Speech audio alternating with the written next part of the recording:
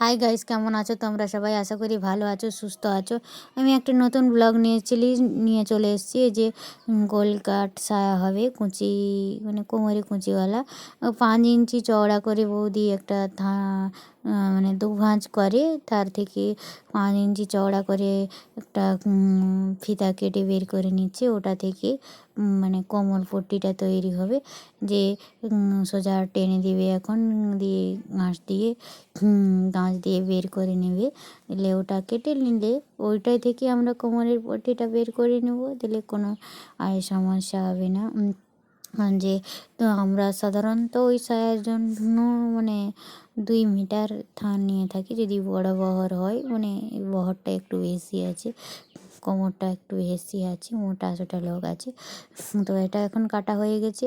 ওই ধানটা যে ছিল ওটাকে 4 ভাঁজ করা হচ্ছে। 4 ভাঁজ করে নিয়ে এবার আমাদের কোমর ছিল 38 ইঞ্চি।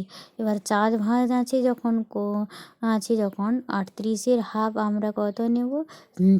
19 19 19 ইঞ্চি করে, এদিকে 19 ইঞ্চি, নিচের দিকেও দেখে নিতে হবে 19 ইঞ্চি আছে কি না। 19 ইঞ্চি নিচের দিকেও দেখে নিলাম, দিয়ে সমান করে নিচ্ছে ধানটা, ছোটো বড়ো না থাকে।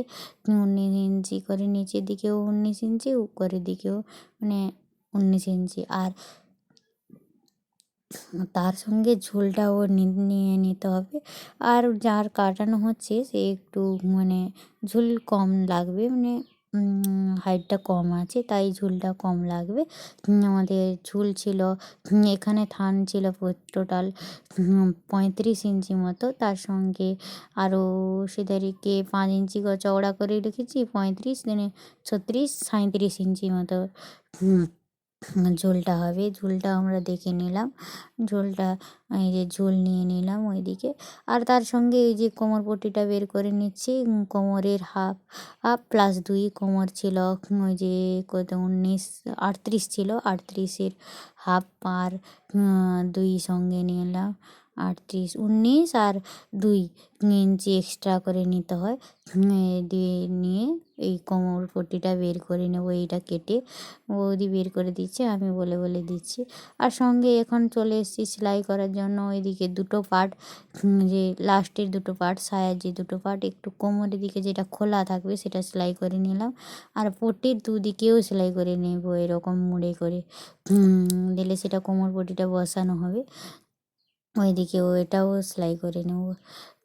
সেলাই করে নিয়ে তারপরে ওটাকে যে সোজা দিক, সায়ার সোজা দিক যেটা বড় অংশটা, আর পটির সোজা দিক এর নিচের দিকে ভিতরের দিকে থাকবে। এবার ওইটাকে আমরা কুচি কুচি করে বসাবো।